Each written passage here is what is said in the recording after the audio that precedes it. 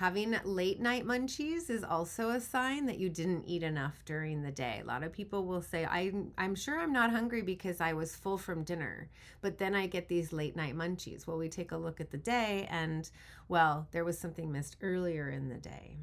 So addressing your rhythm earlier can help you understand your appetite and your portions, maybe even late at night.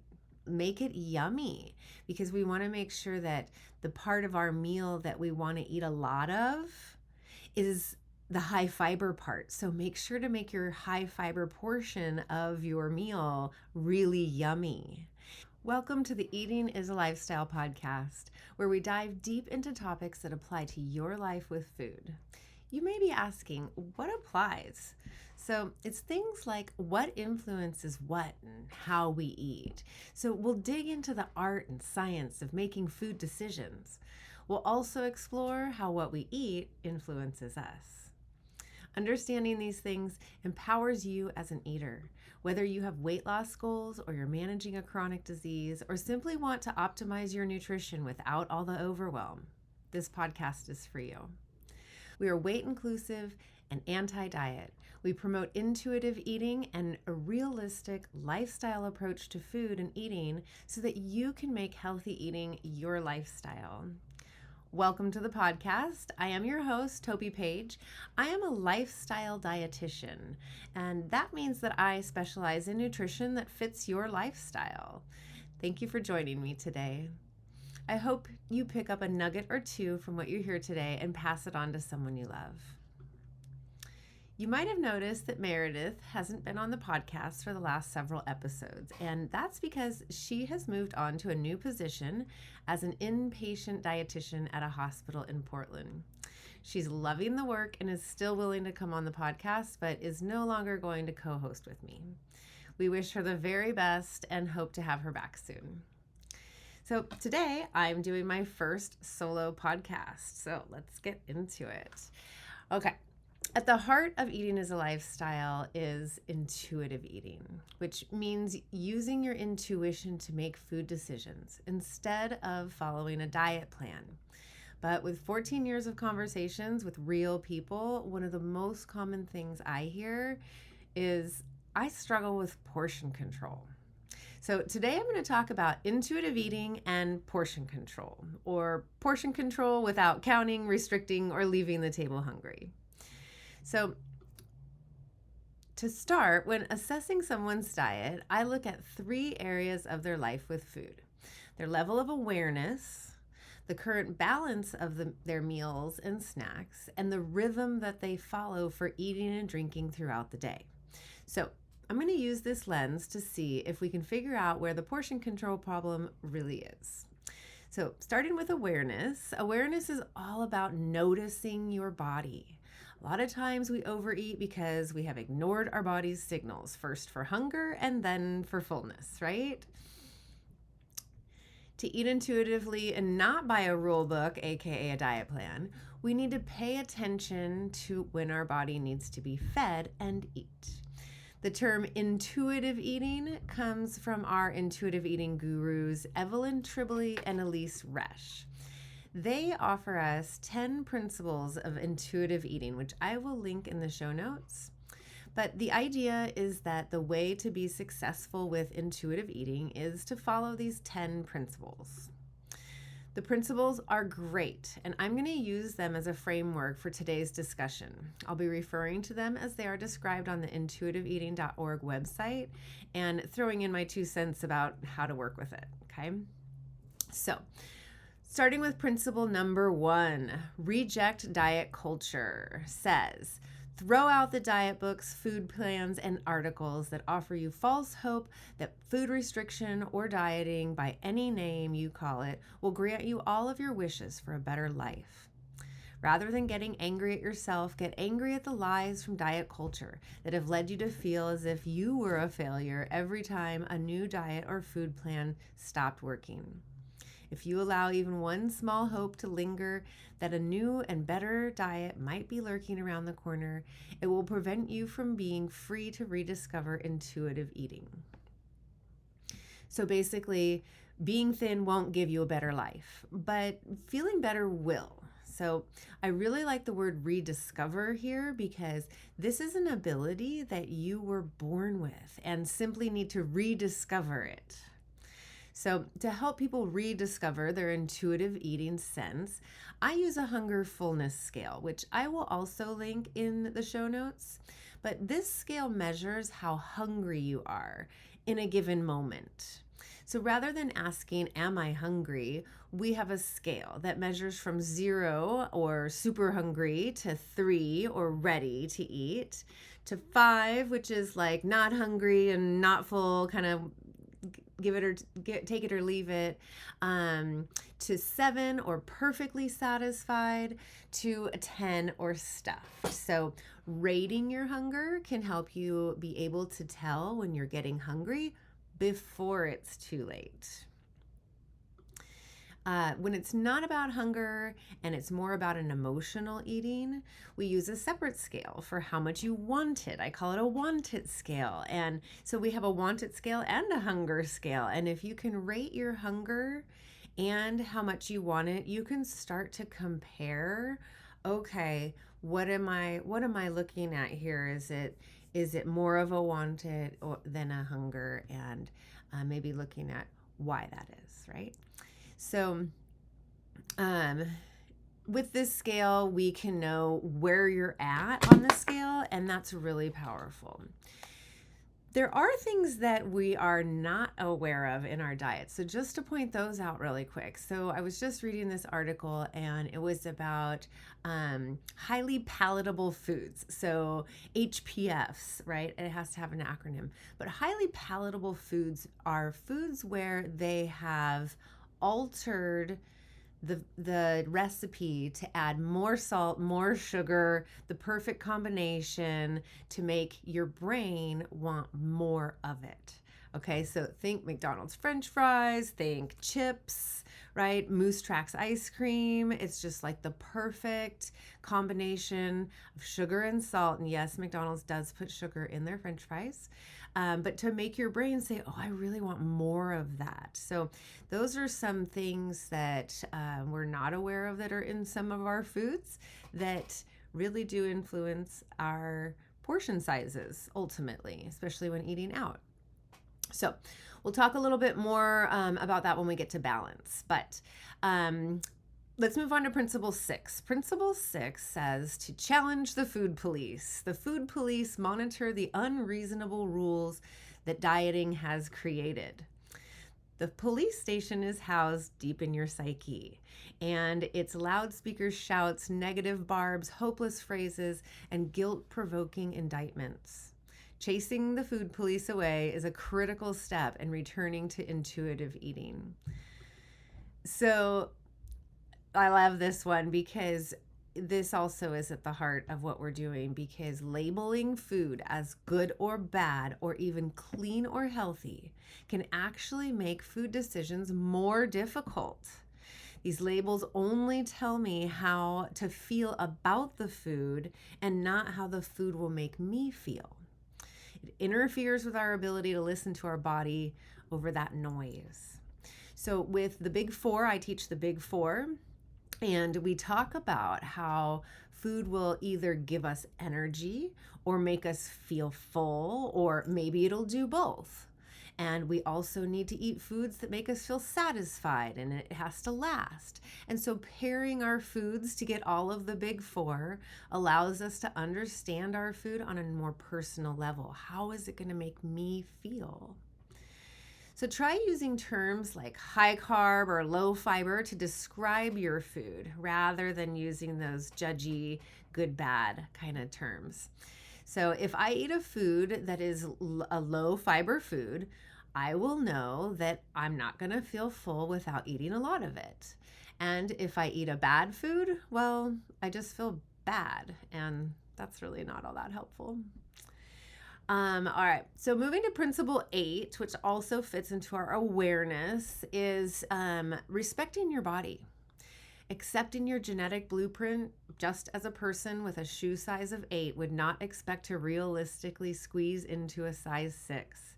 It is equally futile and uncomfortable to have a similar expectation about body size, but mostly respect your body so that you can feel better about who you are.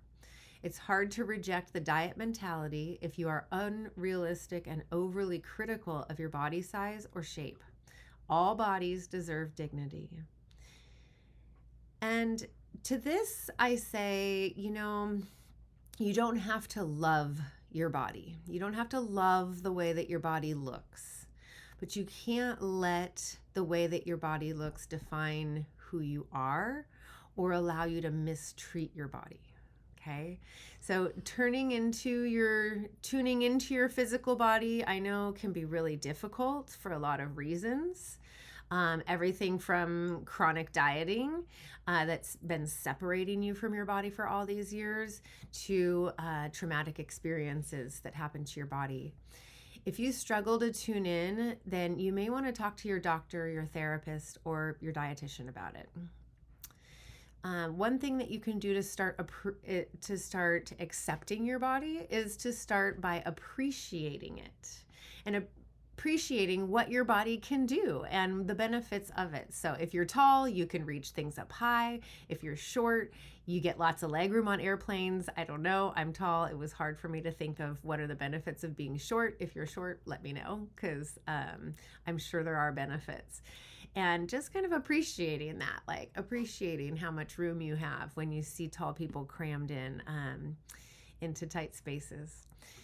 Strength training, I do believe, can help anybody feel stronger, but we will get to that in Principle 9 a little bit later.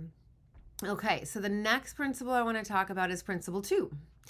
And it makes a good transition between awareness and balance because it kind of blends the two together. Principle 2 is to honor your hunger. Okay, so the awareness made us aware of the hunger, and we need to honor it. So we need to eat when we're hungry. Principle 2 says to honor your hunger. Keep your body biologically fed with adequate energy and carbohydrates. Otherwise, you can trigger a primal drive to eat beyond comfortable fullness. Once you reach the moment of excessive hunger, all intentions of moderate conscious eating are fleeting and irrelevant. Learning to honor the first biological signal of hunger sets the stage for rebuilding trust with yourself and food. So, first we need to be aware of the hunger. And then as they point out, if you get super hungry, all bets are off, right? So we need to be aware of the hunger and then we need to eat. And so biologically fed means that your body has all that it needs to function optimally. And so they called out carbohydrates. At Eating as a Lifestyle, we use the big four to balance meals so that we can rely on our sense of fullness to tell us when we've had enough. With the big four, we get some carbs for energy, we get plenty of fiber for fullness, enough fat for satiety, and enough protein to hold you until your next meal. Plenty of fiber will give you a sensation of fullness in your stomach. This sensation is caused by your stomach stretching and sending signals to your brain saying, oh, we're being fed. When your stomach reaches a certain stretchiness, it sends a signal that says, that's good, we're full, we've had enough. And without plenty of fiber, we're much more likely to eat more than we need because we're not getting that signal. So a woman by the name of Barbara Rawls is a researcher at Penn State University, and she's the director of the laboratory for the study of human ingestive behavior. Okay, so she is the top expert in understanding portion control. She has spent her career studying every angle of human ingestive behavior. She has found that the balance of macronutrients in the meal does matter, but that if the food is well liked, remember I just talked about highly palatable foods, and served in large portions, restaurants, we are more likely to overconsume. Okay, so most of the time when someone says, I struggle to manage my portions, it's usually when they go out to a restaurant where the restaurants are making their food highly palatable and serving it in large portions. So you're not alone, right? A meta-analysis of Barbara Rawls's work showed that doubling the amount of food offered in a lab-based study increased the amount eaten by 35%. So just being presented with a large portion of food we like makes us eat about 35% more. All right, so principle number 4 aligns with our need for balance in the diet. So principle 4 says discover the satisfaction factor. So the Japanese have the wisdom to promote pleasure as one of their goals of healthy living. In our fury to be thin and healthy, we often overlook one of the most basic gifts of existence: the pleasure and satisfaction that can be found in the eating experience. When you eat what you really want in an environment that is inviting and conducive, the pleasure you derive will be a powerful force in helping you feel satisfied and content. Okay, so the idea is putting yourself in an environment that makes you comfortable, and by providing this experience for yourself, you will find that you'll eat the right amount of food to feel physically and emotionally satisfied. What I have to say about this is that this works best when you are eating minimally processed foods. In the research, we call these foods highly palatable.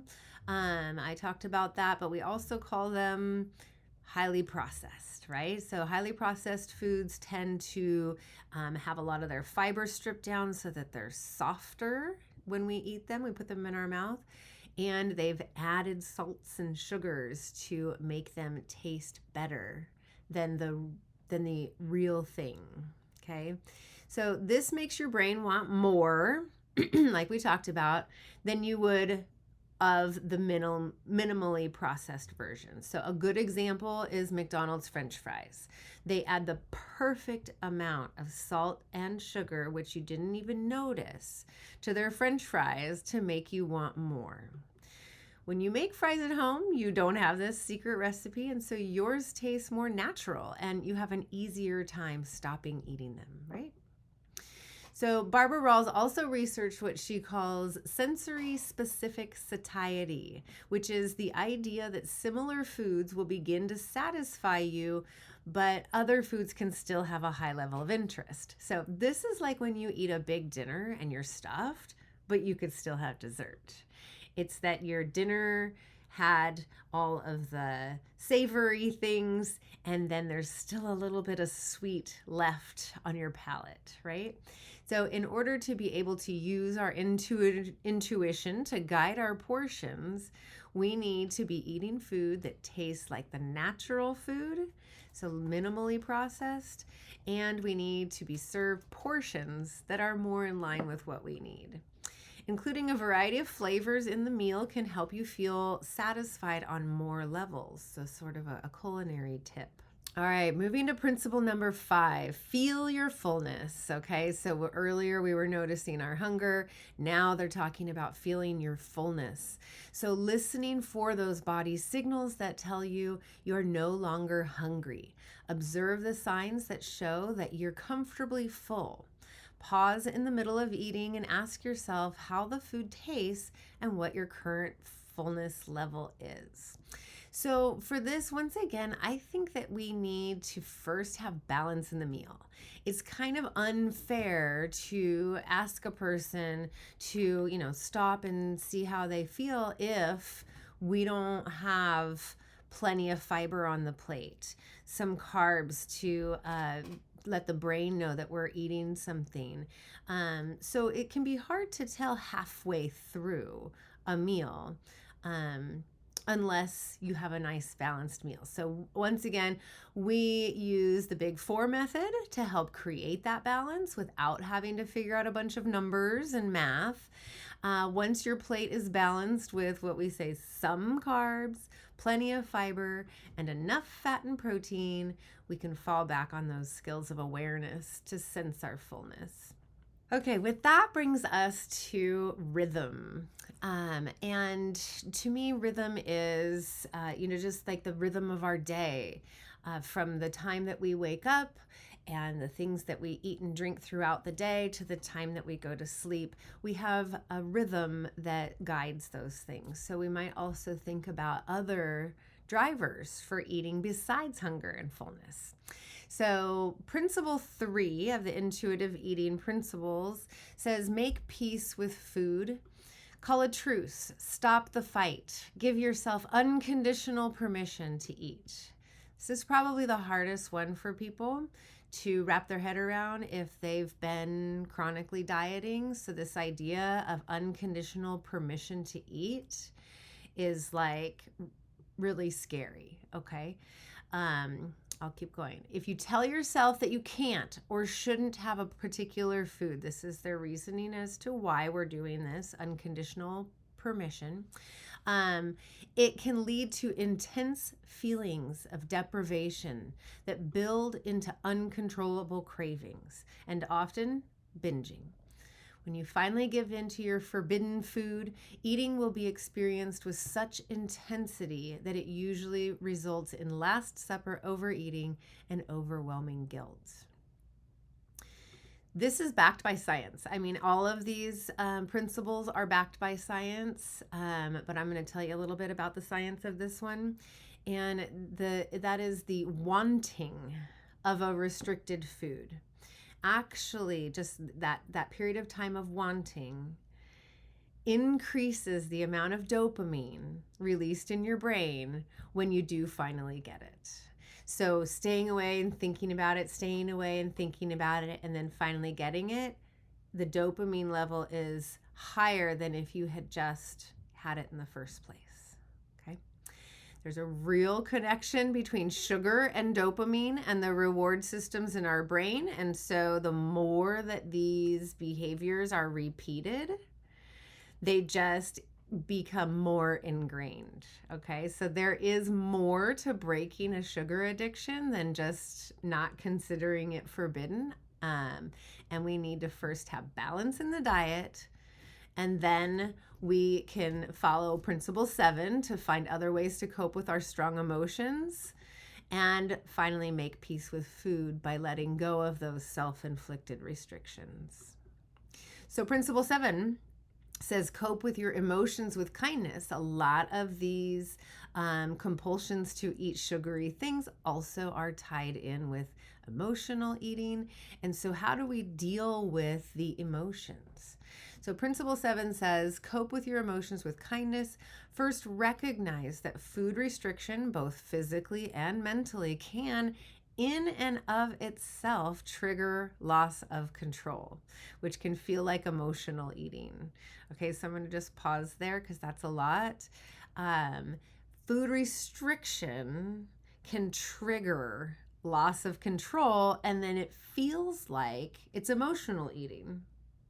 So it's like self-induced emotional eating, if you think about it. So we need to find kind ways to comfort, nurture, distract, and resolve your issues. Anxiety, loneliness, boredom, and anger are emotions we all experience throughout life. Each has its own trigger, and each has its own appeasement. Food won't fix any of these feelings. It may comfort in the short term, distract from the pain, or even numb you. But food won't solve the problem, and anything, if anything, eating for an emotional hunger may only make you feel worse in the long run. You'll ultimately have to deal with the source of the emotion, as well as the discomfort of eating beyond comfortable fullness. Okay, so I would like clients to first recognize that eating sugar to soothe their strong emotions is just how they are currently coping with the stress. It's a coping mechanism. Want to know why we do this? Because it actually works. It actually sends out chemicals in our brains that soothe these stressful feelings. In a 2019 publication out of Brisbane, Australia, the authors state emotional eating has shown to stem from the desire to mitigate the effects of stress. We know this. That's why. We've been there, felt that. They go on to say that following consumption of high sugar foods, hormones are released to reduce the feelings of stress. It actually does, but it does not align with your other health goals. And so that's why we need to find new coping strategies to replace the emotional eating as a wise first step. Secondly, sugar has shown to actually make anxiety, depression, and symptoms of fear worse. So this cycle is self-perpetuating and sometimes needs more radical prevention. Please work with a professional to manage overwhelming emotions, but also know that if your diet is high in sugar, it might be making it worse. And so that's one strategy that you can try to reduce your symptoms of depression and anxiety, is to take a look at your diet and see how much sugar am I consuming and trying to cut back. All right, principle 9 is more about physical activity. It's movement, feel the difference. But regular physical activity can definitely help your body establish healthy rhythms and in turn help you regulate your portions, again, because you're not getting overly hungry and you're knowing that your next meal is on its way and not getting overly full. Principle 9 says, forget militant exercise. Just get active and feel the difference. Shift your focus to how it feels to move your body rather than the calorie burning effect of exercise. If you focus on how you feel from working out, such as energized, it can make the difference between rolling out of bed for a brisk morning walk or hitting the snooze alarm. Okay, so basically they're saying, do movement that feels good to your body. Do you prefer calm exercises like walking or yoga? Or do you like to play and jump around like pickleball or basketball? Do you like slow, methodical exercise like weightlifting? Or do you like freestyle movement like dancing? What feels good to you? Do more of that, okay? All right, lastly, we've got principle 10, which says to honor your health with gentle nutrition. Make food choices that honor your well-being, your taste buds, and your culture, while attuning to how your body feels. Remember that you don't have to eat perfectly to be healthy. You will not suddenly get a nutrient deficiency from one snack, one meal, or one day of eating. It's what you eat consistently over time that matters. It might be surprising for you to learn that what you eat and how you move your body only accounts for 10% of your health. Progress, not perfection, is what counts. Okay, I like everything about this principle except the idea that diet and exercise are only 10% of your health. I'm not sure what they mean by this because in my mind, these two lifestyle behaviors set the foundation of our health. Without a healthful diet and daily movement, a human simply cannot be healthy. But Po Buddies Nerfect is what my son's first grade teacher used to say, and I love it. We aren't going for perfection. We need to give ourselves grace. Consistency beats perfectionism. So to help you with your rhythm to get through the day, snacks are a good idea. They help us bridge the gaps between meals that are too far apart. Most people need to eat about every 3 to 4 hours, some more often, some less. But if someone says they aren't hungry after 5 hours, I start asking questions like, are you hungry and you're just not noticing it, maybe? Or was your last meal really large and energy dense and maybe you're still processing that? If your lunch is at noon and your dinner is any later than 5 p.m., you need a snack to help manage your hunger and your portions. Having late night munchies is also a sign that you didn't eat enough during the day. A lot of people will say, I'm sure I'm not hungry because I was full from dinner, but then I get these late night munchies. Well, we take a look at the day and, well, there was something missed earlier in the day. So addressing your rhythm earlier can help you understand your appetite and your portions, maybe even late at night. It can also be tangled up. A late night eating can also be tangled up with emotional eating. So again, kind of looking at what's driving me to eat. Where's my hunger level at? How much do I want this food? Going back to those awareness questions. Okay, so the last thing that's not mentioned in the 10 principles that I was really surprised about is that sleep is not mentioned. And sleep is so important and plays such a role in our appetite that not getting enough sleep increases those stress hormones, right? And those stress hormones increase our appetite so that we fuel up, right? So sleep is a huge part of portion control and therefore intuitive eating. So I have some takeaways for you today. One is that portion control is not just about using willpower to eat less. Okay, so we just talked about 10 different aspects of our life that influence how much we end up eating. It is not just about using willpower to eat less. Intuitive eating, number 2, is not just throwing everything out and eating whatever, whenever, right? Intuitive eating is tuning in, giving yourself what you need, asking questions. Balanced meals with plenty of fiber can help you control your portions. So balancing your plate. Takeaway number 3. Make your high fiber meals taste really yummy. Okay, number 4, we need to make sure it tastes good. So I love to use recipes. I'm not one of those just I can throw it together type people, but when I'm looking for a good recipe for making my veggies and my high fiber foods taste really good, I like to turn to vegetarian and vegan recipes just because they know how to cook that stuff. So make it yummy because we want to make sure that the part of our meal that we want to eat a lot of is the high fiber part. So make sure to make your high fiber portion of your meal really yummy. Use several layers of flavor. So we might have a sweetness from an orange that also provides some acid, and then some oils and for some fats, and then some salts, right? We want to put all those flavors in so that we can be fully satisfied at the end of the meal without eating too much.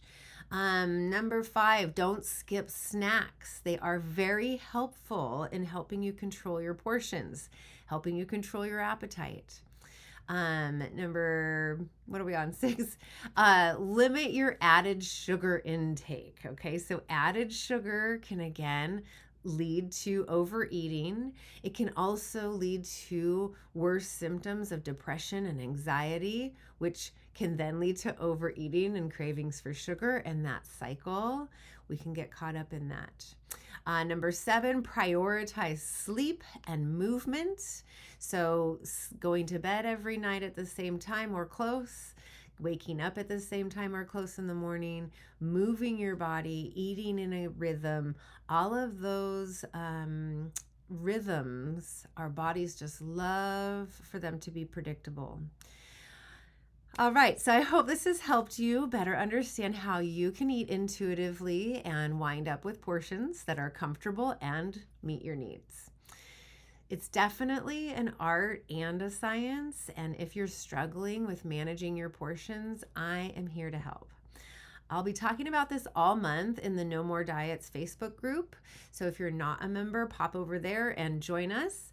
If you'd like to talk with me, feel free to book a call on my website, eatingisalifestyle.com. And that's all I have for you today. I would love to hear your feedback about the show. And if you have any topics you'd like me to cover, send me an email. Thanks for listening.